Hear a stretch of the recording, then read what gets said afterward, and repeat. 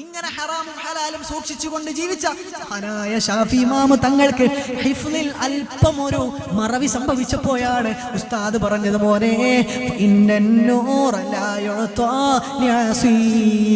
തെറ്റ് ജീവിതത്തിൽ സംഭവിച്ചു പോകുന്നവർക്ക്, തെറ്റ് ചെയ്യുന്നവർക്ക് അല്ലാഹുവിന്റെ നൂറായ ഇൽമു കിട്ടുകയില്ല. മഹാനായ ഇമാമുൽ ഹറമൈൻ റളിയല്ലാഹു അൻഹു, ലോക പ്രശസ്തനായ പണ്ഡിതൻ, ഷാഫി ഫഖീഹ്, മഹാനായ പണ്ഡിതൻ, മഹാനായ ഇമാമുൽ ഹറമൈൻ റളിയല്ലാഹു അൻഹു സംവാദം നടത്തുമ്പോൾ അല്പം വിക്കുണ്ടായിരുന്നു. പരസ്പരം സംസാരിക്കുന്ന നേരത്ത് വിക്ക് ഉണ്ടായിരുന്നു മഹാനുഭാവന്.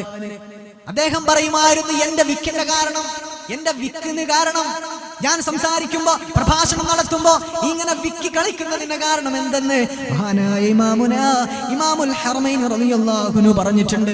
അദ്ദേഹം കുട്ടിയായിരിക്കുന്ന നേരത്ത്, മുലപ്പാൽ കുടിക്കുന്ന, അമ്മിഞ്ഞ കുടിക്കുന്ന പ്രായമായിരിക്കുമ്പോ എന്റെ പ്രിയപ്പെട്ട ഉമ്മ അടുക്കളകത്ത് പണിയിലാണ്. ഞാൻ വിശന്നുകൊണ്ട് മുലപ്പാല് വേണ്ടി എന്റെ വീടിന്റെ ഉമ്മറത്ത് കിടന്ന് കരയുകയാണ്. പൊന്നുമോനായിരുന്ന സമയത്ത്, മുലപ്പാല് കുടിക്കുന്ന നേരത്ത് എന്റെ വാപ്പ എന്റെ ഉമ്മയോട് പറഞ്ഞിട്ടുണ്ടായിരുന്നു, എന്റെ പ്രിയപ്പെട്ട പൊന്നുമോന്, അതായത് ഇമാമുൽ ഹറമൈനിക്ക് മറ്റൊരാളുടെ മുലപ്പാലും കൊടുക്കരുത്, എന്റെ ഉമ്മ മാത്രമേ എന്നെ മുലപ്പാല് ഭക്ഷിപ്പിക്കാവൂ, വേറൊരാളും എനിക്ക് മുലപ്പാല് തരരുതെന്ന് എന്റെ ഉമ്മയോട് എന്റെ വാപ്പ പറഞ്ഞിരുന്നു. ഒരു ദിവസം ഞാൻ ഉമ്മറത്ത് നിന്നുകൊണ്ട് വിശന്നുകൊണ്ട് കരഞ്ഞപ്പോ എന്റെ ഉമ്മ അടുക്കളക്കകത്ത് പണിയിലാണ്, കേട്ടിട്ടില്ല.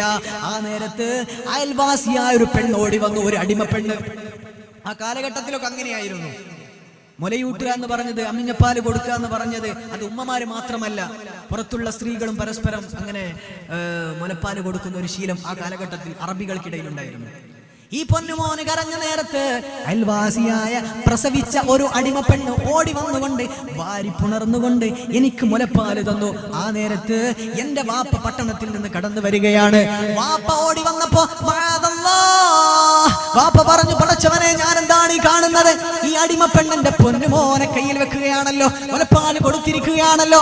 എന്റെ വാപ്പ എന്റെ വായ്ക്കകത്തേക്ക് കൈയിട്ടുകൊണ്ട് എന്റെ വയറ്റിലുള്ള സർവ്വ മുലപ്പാലുകളും ഛർദിപ്പിച്ചു കളഞ്ഞു. എന്നിട്ട് ആ അടിമ പെണ്ണിനോട് പറഞ്ഞു, മോളെ, നിന്റെ ഉടമസ്ഥാവകാശം നിന്റെ യജമാനനാണ്, അതുകൊണ്ട് നിന്റെ മുലപ്പാല് കൊടുക്കാനുള്ള സമ്മതം നിന്റെ യജമാനൻ നിനക്ക് തന്നിട്ടുണ്ടോ? ഇല്ല, തന്നിട്ടില്ല. എന്നാൽ ഹലാലല്ലാത്ത ആ മുലപ്പാല് എന്റെ പൊന്നുമോന്റെ വയറ്റിൽ കിടക്കുന്നത് ഞാൻ ഇഷ്ടമല്ല എന്ന് മഹാനായ ഇമാമുൽ ഹറമൈനി തങ്ങളുടെ വാപ്പ പറഞ്ഞു. ഇമാമുന ഹറമൈനി തങ്ങൾ പറയാണ്, എന്റെ വാപ്പ വായ്ക്കകത്ത് കൈവച്ചു, എല്ലാ മുലപ്പാലും ഛർദിപ്പിച്ചു. പക്ഷേ ആ മുലപ്പാലിന്റെ ഏതെങ്കിലും ഒരു അംശം എന്റെ ശരീരത്തിന്റെ രക്തങ്ങൾക്കിടയിൽ, എന്റെ ശരീരത്തിന്റെ ധമനികൾക്കിടയിൽ, സിരകൾക്കിടയിൽ അടിഞ്ഞു കൂടിയതിന്റെ തെളിവാണ്, അതിന്റെ ബുദ്ധിമുട്ടാണ് ഞാൻ വിക്കനുഭവപ്പെടുന്നത്. അപ്പൊ നമ്മൾ വിചാരിക്കും നമ്മളൊക്കെ വിക്കിയിട്ട് നമുക്ക് സംസാരിക്കാൻ പറ്റില്ല അല്ലെ? ഹറാമൻ നമ്മുടെ ശരീരത്തിലേക്ക് വന്നിട്ട് അതിനും അല്ലാഹുവിന്റെ റസൂൽ മറുപടി പറഞ്ഞു തന്നിട്ടുണ്ട്. ഒരു ദിവസം മദീനയിൽ നിൽക്കുമ്പോ, മദീനയിൽ സഹാബികളൊക്കെ ഇങ്ങനെ നിൽക്കുമ്പോ ഒരു വല്ലാത്ത ദുർഗന്ധം വന്നു, ഭയങ്കര ദുർഗന്ധം. മദീനയിൽ ചപ്പ് ചവറുകളൊക്കെ കൂട്ടിയിടുന്ന ആ ഒരു സമ്പ്രദായം ഒന്നുമില്ല, അങ്ങനെ ദുർഗന്ധം വരാൻ സാധ്യതയുമില്ല. സഹാബികൾ ചോദിച്ചു, നബിയേ, എന്താണ് ഒരു ദുർഗന്ധം വരുന്നത്, വല്ലാത്ത നാറ്റം വരുന്നത് എന്താണ്? ഹബീബ് പറഞ്ഞു, സഹാബ, ഒരു ജൂതനായ മനുഷ്യൻ സ്വാലിഹായ മുഅ്മിനായ ഒരു മനുഷ്യനെ ചീത്ത പറഞ്ഞതാണ്, ആ ചീത്തയാണ് ഗന്ധമായിട്ട്, ദുർഗന്ധമായിട്ട് വന്നത്. ചീത്ത പറഞ്ഞു ഒരു ജൂതനായ മനുഷ്യൻ, ആ ചീത്തയാണ് ഈ ദുർഗന്ധമായിട്ട് വരുന്നത്. അപ്പൊ നമ്മൾക്കൊക്കെ ഈ കാലത്താണെങ്കിൽ ദുർഗന്ധം കൊണ്ട് നമുക്ക് നിൽക്കാൻ പറ്റില്ല. അതിനും മഹാന്മാര് പഠിപ്പിച്ചു തന്നിട്ടുണ്ട്. അല്ലാഹുവിന്റെ റസൂലിന്റെ കാലത്ത് വൃത്തികേടുകൾ ഇല്ലായിരുന്നു. പരിശുദ്ധ റസൂലുള്ളാഹി സ്വല്ലല്ലാഹു അലൈഹി വസല്ലമ തങ്ങളുടെ സഹാബികളും ഹബീബും കാണിച്ചു തന്ന മഹത്തായ ധർമ്മം, തെറ്റുകളും മോശത്തരങ്ങളും ഇല്ലാത്ത ഹക്കിന്റെ നിർമാർഗമായിരുന്നു. അന്നൊരു തെറ്റ് ചെയ്താൽ അതിന്റെ ദുർഗന്ധം വമിക്കുമായിരുന്നു. പിൽക്കാലത്ത് പാപങ്ങളുടെ വല്ലാത്ത ഒരു അസമത്വമായി, പാപങ്ങളുടെ വല്ലാത്ത ഒരു പൂഞ്ചോലകളായപ്പോ ആ തെറ്റിനുള്ള വൃത്തികെട്ട മണം വരുന്നുണ്ട്. പക്ഷേ മുഴുവനും അത് തന്നെ ആയതുകൊണ്ട് അത് നമ്മൾക്ക് മനസ്സിലാക്കാൻ പറ്റുന്നില്ല. ഈ മുക്കുവന്മാരൊക്കെ ഇങ്ങനെ പറയാറുണ്ട്, ഈ വീട്ടിലേക്ക് കല്യാണം കഴിച്ചാല് ആദ്യമൊക്കെ മീൻ മണത്തിട്ട് ഭയങ്കര പ്രശ്നമാണ്, പിന്നെ കുറെ കഴിഞ്ഞിട്ട് ഓള് പറയും, ഞാൻ വന്നതിന് ശേഷമാണ് ആ ഗന്ധമൊക്കെ മാറിയത്. സംഗതി ഓള് വന്നതിന് ശേഷമല്ല, ഓളെ മൂക്കിനത് ശീലായതാണ് അല്ലേ? അതേപോലെ തന്നെ ഇവിടെ തെറ്റും കുറ്റങ്ങളും മാത്രമായി, അതുകൊണ്ട് ആ ഗന്ധം നമ്മൾ ഫീൽ ചെയ്യില്ല എന്നതാണ്. അങ്ങനെയായിരുന്നു നമ്മുടെ മഹാരഥന്മാർ, നമ്മുടെ അവരുടെയൊക്കെ മക്കളെ വളർത്തിയത് ഹലാലിന്റെയും അതുപോലെ ഹക്കിന്റെയും വഴിയിലൂടെ മാത്രമായിരുന്നു അവർ കൊണ്ട് ജീവിതത്തിൽ. അല്ലാഹുവിന്റെ റസൂൽ പറയാ, രണ്ടാളുകൾ പ്രതിഫലത്തിലും ശിക്ഷയിലും സമന്മാരാണ്. എന്റെ പ്രിയപ്പെട്ടവരെ, പഠിച്ചുകൊള്ളുക. റജുലുൻ അതാഹുല്ലാഹു ഇൽമാ വലാ മാലാ. അല്ലാഹു ഒരു മനുഷ്യന് ഒരുപാട് ഇൽമു കൊടുത്തു. അല്ലാഹു ഒരു മനുഷ്യന് ഒരുപാട് സമ്പത്ത് കൊടുത്തു. ആ സമ്പത്ത് അല്ലാഹുവിന്റെ മാർഗത്തിൽ ചെലവഴിച്ചു. ആ മനുഷ്യന് കൊടുത്ത ഇൽമ് പാവങ്ങളായ വിവരമില്ലാത്ത ആളുകൾക്ക് പറഞ്ഞു കൊടുത്തു. എങ്കിലും ആ ചെറുപ്പക്കാരന് കിട്ടുന്ന ഫലമുണ്ടല്ലോ, അല്ലാഹുവിന്റെ സ്വർഗമാണ്, സ്വർഗമാണ്. മാത്രമല്ല, ഒരു ചെറുപ്പക്കാരൻ, ഒരു മനുഷ്യൻ അല്ലാഹു ഇൽമു കൊടുത്തില്ല, സമ്പത്തും കൊടുത്തില്ല. അല്ലാഹു എനിക്ക് പൈസ ഇല്ലല്ലോ, അല്ലാഹു എനിക്ക് ഇൽമില്ലല്ലോ എന്നുള്ള സങ്കടപ്പെടുന്ന ആളുകൾക്ക് അല്ലാഹുവിന്റെ റസൂൽ പറഞ്ഞു തരികയാ. എന്റെ പ്രിയപ്പെട്ടവരെ, അങ്ങനെയുള്ള ആളുകൾ ഉണ്ടെങ്കിൽ ചിന്തിച്ചു കൊള്ളുക. അങ്ങനത്തെ ആളുകളെ മനസ്സിൽ വിചാരിച്ചു, റബ്ബേ എനിക്കെങ്ങാനും സമ്പത്ത് കിട്ടിയിരുന്നുവെങ്കിൽ, എനിക്കെങ്ങാനും ഇൽമു കിട്ടിയിരുന്നുവെങ്കിൽ, ആ പണ്ഡിതൻ ചെയ്യുന്ന പോലെ, ആ സമ്പത്തുള്ള ആള് ചെലവഴിക്കുന്ന പോലെ ഞാൻ അല്ലാഹുവിന്റെ പള്ളിക്ക് വേണ്ടി കൊടുക്കുമായിരുന്നു, അല്ലാഹുവിന്റെ മദ്രസയ്ക്ക് വേണ്ടി കൊടുക്കുമായിരുന്നു എന്ന് ഇൽമില്ലാത്ത സമ്പത്തില്ലാത്ത ആള് മനസ്സിൽ കരുതിയാൽ ലക്ഷക്കണക്കിന് രൂപ സംഭാവന കൊടുത്തവന് കിട്ടുന്ന പ്രതിഫലം, അതുപോലെ 10,000 വാളിന്റെ സദസ്സിൽ പോയി വാള് പറഞ്ഞതിന്റെ പ്രതിഫലം ഈ ഇൽമില്ലാത്ത, അറിവില്ലാത്ത, അതുപോലെ സമ്പത്തില്ലാത്ത ആളുകൾക്ക് കിട്ടുമെന്ന് മദീനയുടെ മണവാളനായ ലോകത്തിന്റെ മുത്തായ മുഹമ്മദ് മുസ്തഫ. അതുകൊണ്ട് പേടിക്കേണ്ട മുഅ്മിനേ, എനിക്കെങ്ങാനും ഇൽമുണ്ടായിരുന്നുവെങ്കിൽ ഞാൻ ഒരുപാട് ആളുകൾക്ക് അത് എത്തിച്ചു കൊടുക്കുമായിരുന്നു. എനിക്കെങ്ങാനും സമ്പത്തുണ്ടായിരുന്നുവെങ്കിൽ അല്ലാഹുവേ നിന്റെ ദീനിന് വേണ്ടി ഞാൻ കൊടുക്കുമായിരുന്നുവെന്ന് അല്ലാഹുവിനെ ഓർത്തുകൊണ്ട് പൊട്ടിക്കരഞ്ഞുകൊണ്ടെന്ന് നിയ്യത്ത് വെച്ച കോടിക്കണക്കിന് രൂപ സംഭാവന ചെയ്ത സമ്പന്നന്റെ പ്രതിഫലമാണ് 100 കണക്കിന് ആളുകൾക്ക് ഇൽമു പറഞ്ഞു കൊടുത്ത പണ്ഡിതന്റെ ആ പ്രതിഫലം കിട്ടുമെന്ന് അല്ലാഹുവിന്റെ റസൂലാണ് പഠിപ്പിക്കുന്നത്. അല്ലാഹുവേ ഞങ്ങൾക്ക് തൗഫീഖ് തരണേ അല്ലാ.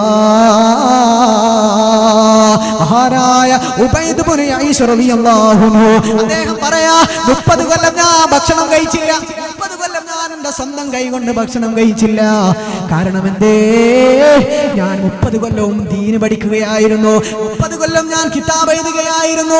ആ നേരത്തെ എന്റെ ഉമ്മയും എന്റെ പെങ്ങളും ഭക്ഷണമായിട്ട് എന്റെ അടുത്തേക്ക് വരും, എന്റെ വായ്ക്കകത്തേക്ക് ഭക്ഷണം വെച്ച് തരികയാണ്. 30 കൊല്ലമായിട്ട് ഞാൻ എന്റെ കൈ കൊണ്ട് ഭക്ഷണം കഴിച്ചില്ല. കാരണം ഭക്ഷണം കഴിക്കുന്ന നേരത്തും ഞാൻ കിതാബ് രചിക്കുകയാണ്, അല്ലാഹുവിന്റെ ഇൽമു പഠിക്കുകയാണ്, അല്ലാഹുവിന്റെ ഇൽമിന് വേണ്ടി സേവനം ചെയ്യുകയാണ്. മഹാനായ ഉബൈദ് ഇബ്നു ഐഷ റളിയല്ലാഹു അൻഹു അല്ലാഹുവിന് വേണ്ടി ജീവിതം അങ്ങ് സമർപ്പിക്കുകയാണ്. അവർക്ക് ദുനിയാവല്ല വലുത്, അല്ലാഹുവിന്റെ ആഖിറമാണ്. അതുകൊണ്ട് മുഅ്മിനേ, നാളെ അല്ലാഹുവിന്റെ മുന്നിലേക്ക് വളരെ അന്തസ്സോടെ പോകണമെങ്കിൽ ദീനുമായിട്ട്, റബ്ബുമായിട്ട് നമ്മൾക്ക് അടുക്കണം. നമ്മുടെ ഇസ്സത്തും നമ്മുടെ വിജയവും നമ്മുടെ അഭിമാനവും ഒക്കെ അല്ലാഹുവിലാണ്, അല്ലാഹുമായിട്ടുള്ള ബന്ധത്തിലാണ്, അല്ലാഹുമായിട്ടുള്ള സ്നേഹത്തിലാണ്.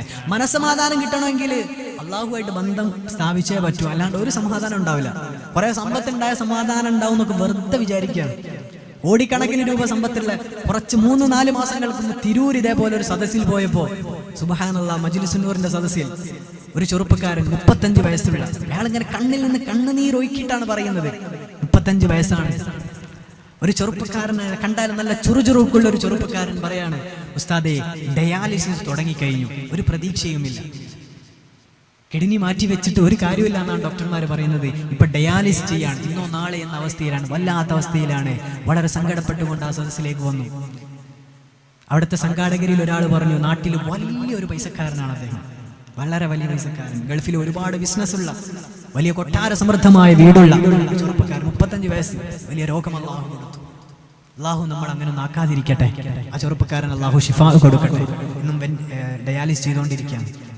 ആലോചിച്ച് നോക്കി, നല്ല സമാധാനം ഉണ്ടാവും.